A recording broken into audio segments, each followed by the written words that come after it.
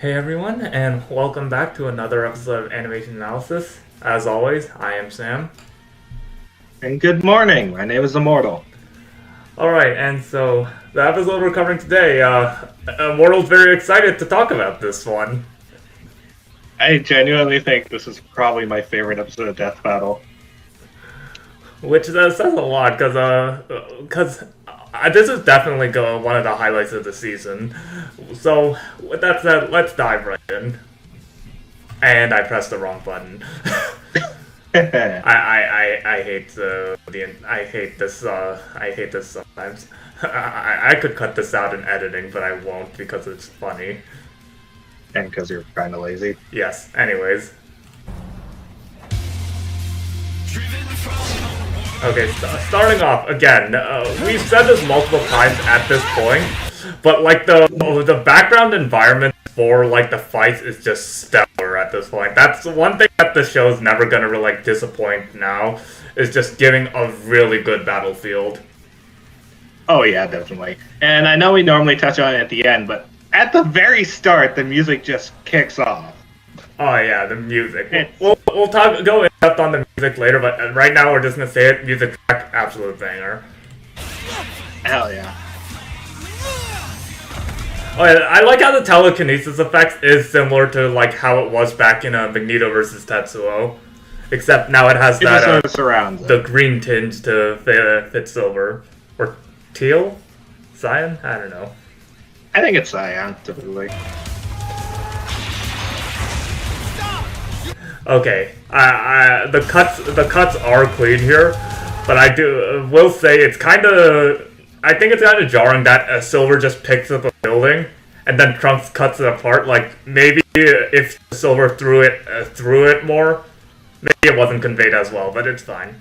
I do like how when the throw itself kind of looks a bit wonky. It's like, I guess I will say I do like how you can still see like the telekinetic energy along the cut lines. Oh yeah, that is good. Stop! You're under arrest for unsanctioned time travel. Seriously? This is what I do. Is this the first death battle where a character is? No, it's not. I was gonna say, is this the first death battle where a character is resisting police arrest? And then I remember Terminator versus RoboCop. But the thing with the when he's picking up all those things to throw. There's a couple of 3D models in there, and the back is, like, behind it all is mostly sprites, which I think is kind of cool. Yeah, it's a really neat mix here. You got models, you got sprites. It's a neat little mix. Okay, and a lot of people mentioned that they have issues with Trunks' model rigging being a little janky, but I think it kind of looks pretty smooth there. I don't have a problem with this model.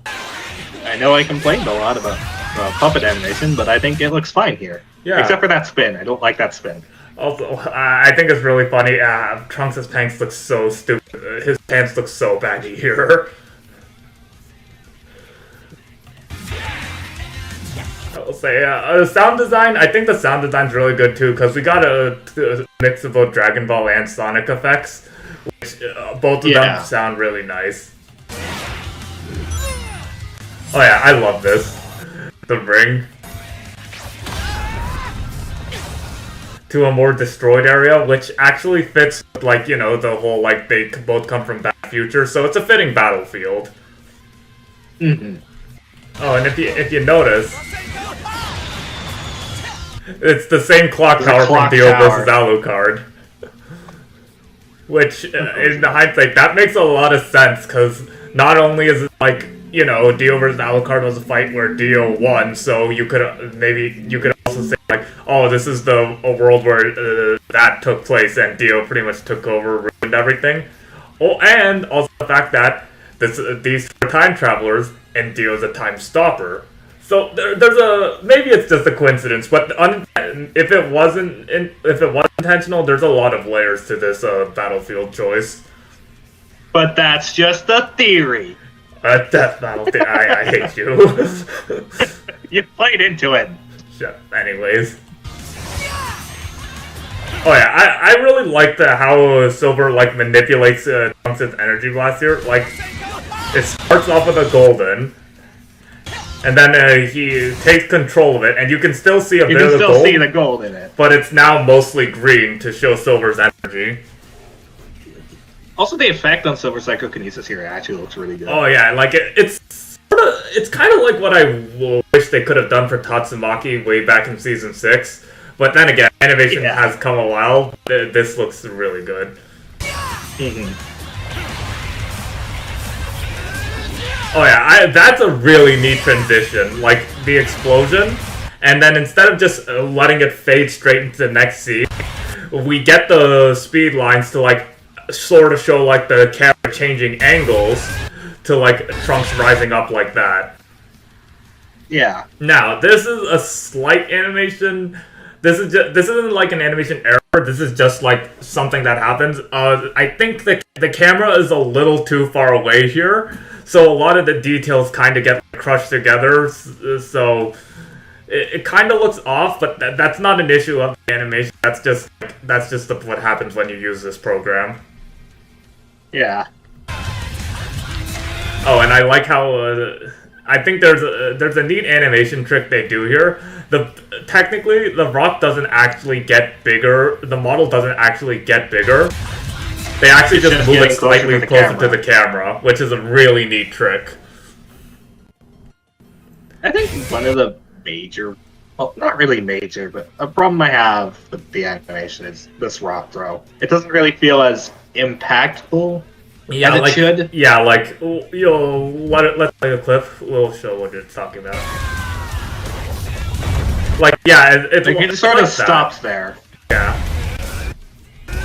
And, like, I think something kind of confused is, like, there's this, if you look in the bottom left, there's, like, that yellow spot there, which I think that's supposed to be, like, Trunks being reflected in the glass of the window, but that is kind of... I guess, if you wanted to convey that more, like, maybe when this part happens, you could reflect the light on the glass panels too. But I guess considering how many glass panels there are, that might have been a bit of work. Yeah.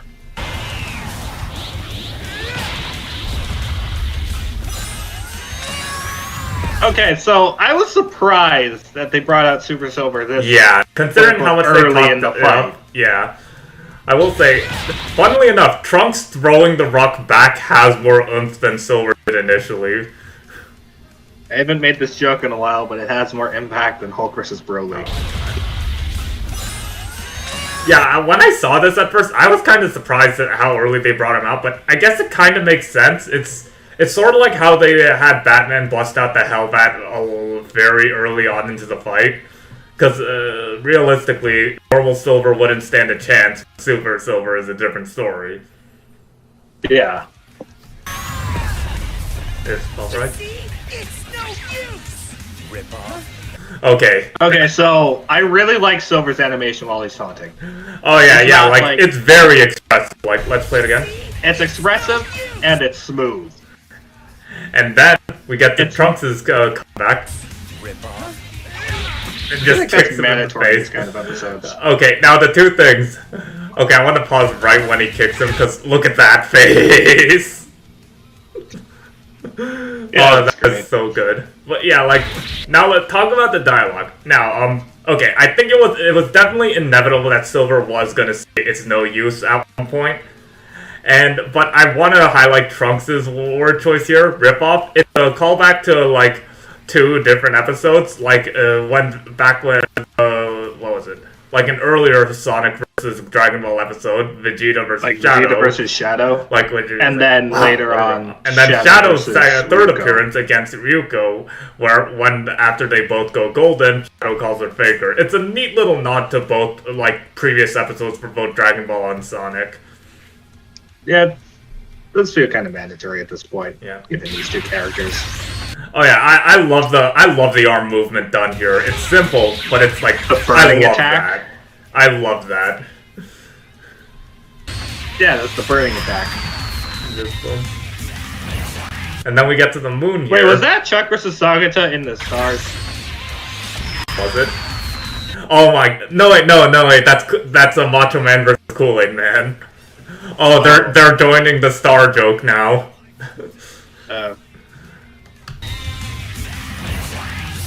Oh yeah, and then... Okay, so... I fucking thought Silver was about to throw the entire moon. Yeah, I thought that too. But now, chunks of the moon explode, which, might I say, this looks really, really good. Oh yeah. Like, with the Holy green energy shit. around it, it just conveys how much power this version of Silver has. It's neat. Definitely. Ah, crap baskets. Okay, now, Okay, the first line... off, I have two things to say there. Yes? One, I'm going to give a bit of praise. I like the mouth animation.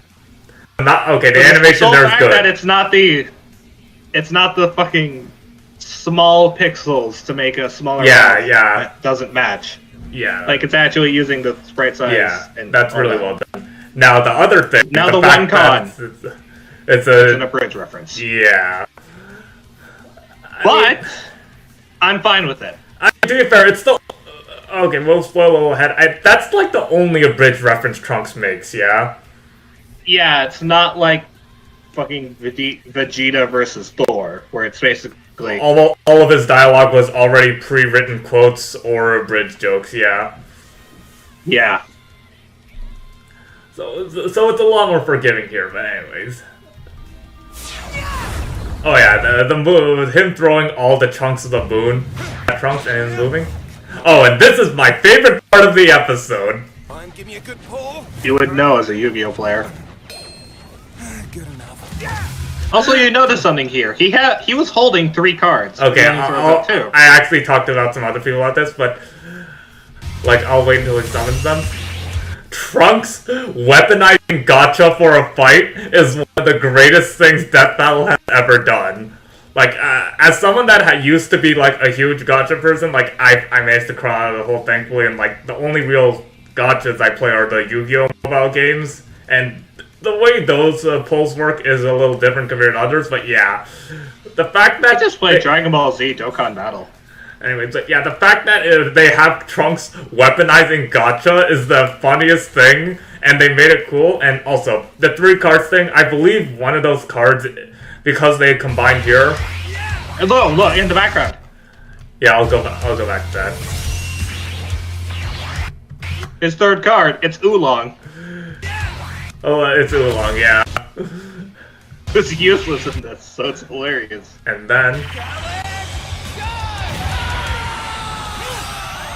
then again, Silver just turns it right back around.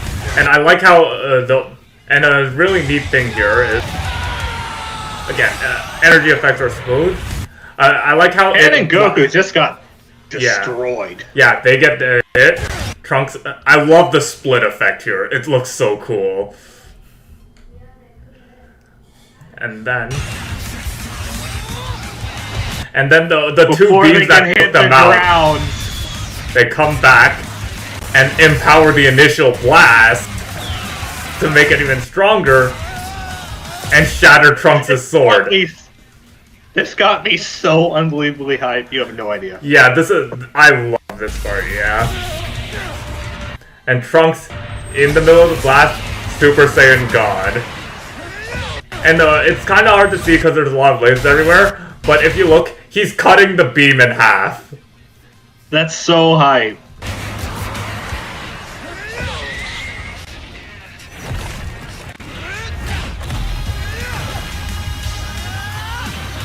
And he's just like flat. I love how he's just like he's just. Oh, I you know a can lot see of people. the shock. During the tail end when he's beating on Silver, you can see shockwaves similar to the fucking Goku vs. Kira splash. Yeah, and then just boom.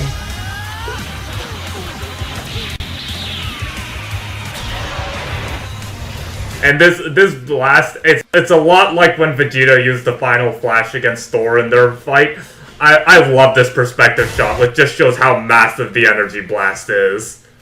And then it turns red because of his godly key. Yeah. Like, the effects here.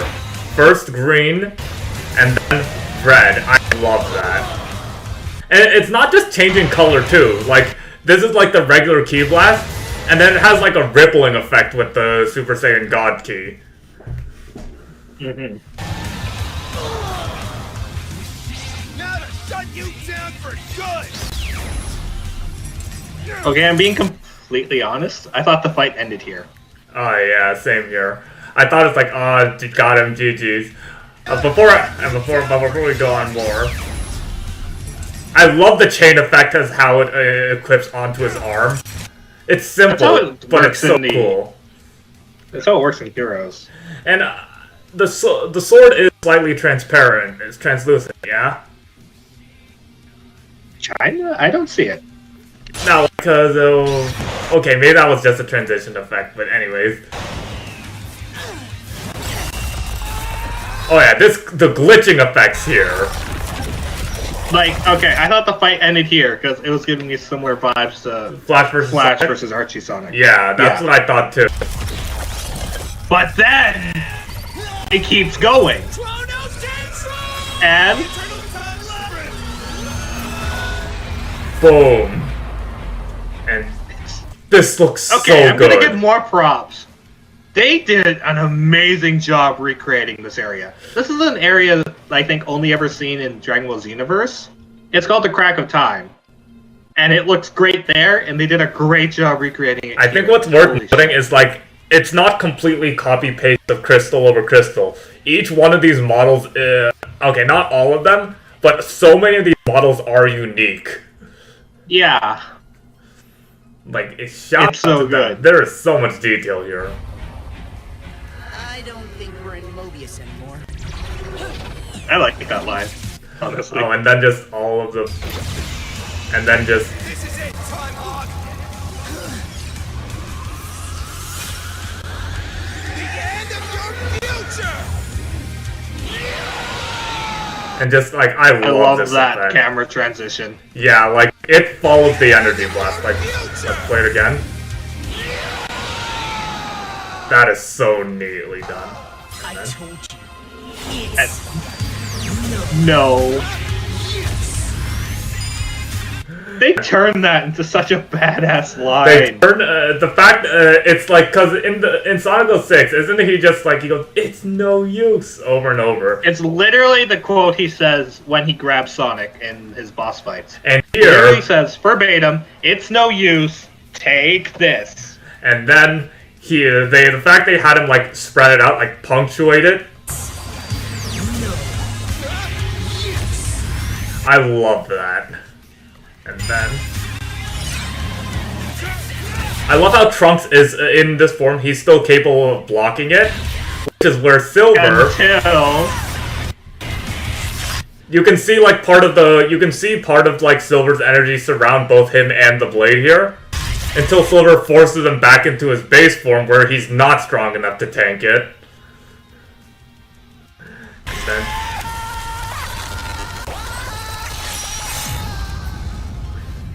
I love the glitch effects as like Trunks gets like just obliterated there. it's so hype. And then he's back, and it hits you. Silver won. And another thing, like he doesn't even have like a quippy one-liner. No, it's just it's the letting. Yeah, like I said, it's just sitting in the fact Silver actually won this fight, which because Silver was like the underdog of this episode. Yeah. Well, that just happened. Yeah. Like, Silver was a major underdog, and Trunks had the undefeated streak on Versus shows until now. Oh my god, he actually did. But yeah, it's just like, man, okay, as we continue talking about it, what shot do you want to leave this on? Or actually, I think this shot works fine. I was gonna suggest when Trunks appears behind Silver. Oh yeah, that's good too. That. Not when he kicks him, but like just I know what you're talking about. It's no use! Rip off. There. Okay, not right there. Like. It's no use! yeah, like right there. It's like it's good. One of our friends said this earlier. This makes a good reaction meme. It does. Okay, so other stuff to talk about the episode. Again, I have very little to complain about this. And Most of my flaws come to minor personal things. yeah, like Aside from that I think big rock swirl. I think the biggest flaws are like some moments not having as much impact as they should, but at the same time they had enough impact. It's like they could have done more with it, but what we got was fine. Is what I'm trying to say. I don't know what more they could have done. Yeah, and I guess maybe go through a couple. I guess one thing they could have done is maybe go through a few more of Trunks' forms. But I guess the issue with that is that that's kind of imbalanced because Silver only has one real power form. Yeah. Yeah. There's the imbalance there. Aside from that, I guess the other major complaint is the usage of a Dragon Ball Z abridged line. But at least it wasn't Trunks the entire time.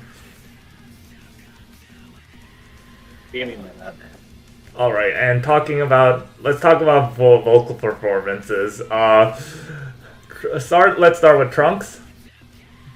Yeah, it's Kaiser. Yeah, it's I've said Kaiser, a few times I'm not a big fan of the abridged voice actors for these things. I think he's fine here. His Trunks is close enough to where I don't mind it.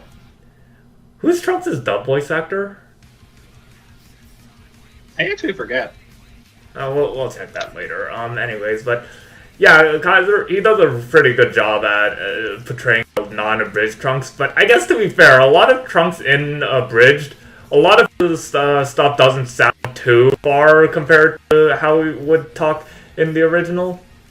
Aside from that, and then we have okay, and a lot of people noticed at this point, it's almost definitely Bryce Papenbrook as Silver. Which is nuts, because Bryce also voices Silver in some of the more modern Sonic games.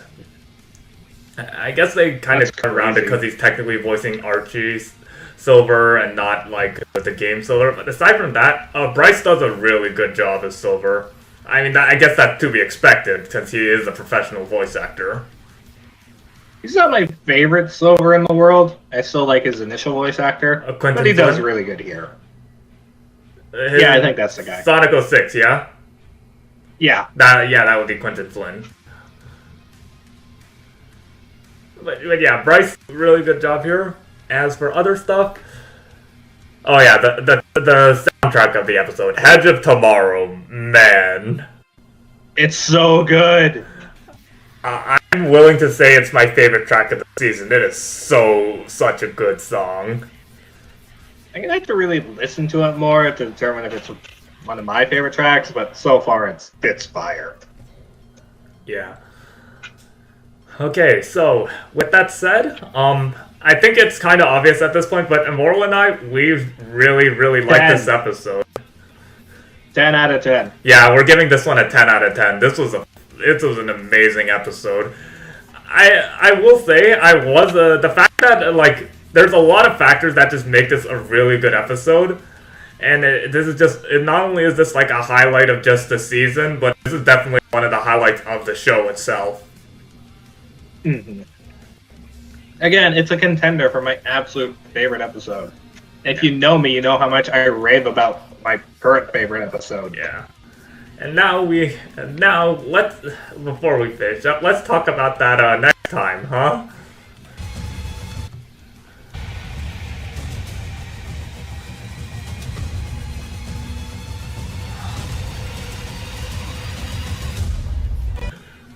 SpongeBob. Okay, two things. One, I'm actually really excited that SpongeBob is finally getting on the show because he is.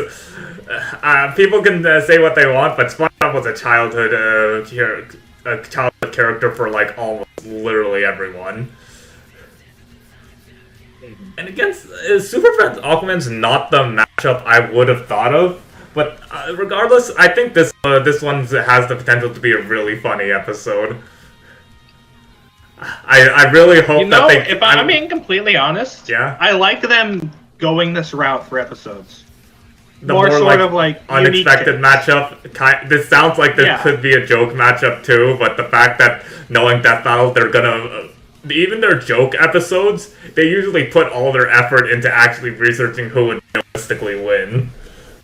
Yeah. I'm actually curious. I'm actually curious if they could somehow get Tom Kenny to voice SpongeBob. That's probably not going to happen. Yeah, that's not going to happen, but it would be insane. Aside from that, though, just I guess I am unironically I am excited for this one because I can't wait to see them try to calculate the time SpongeBob unraveled the universe. Oh my god.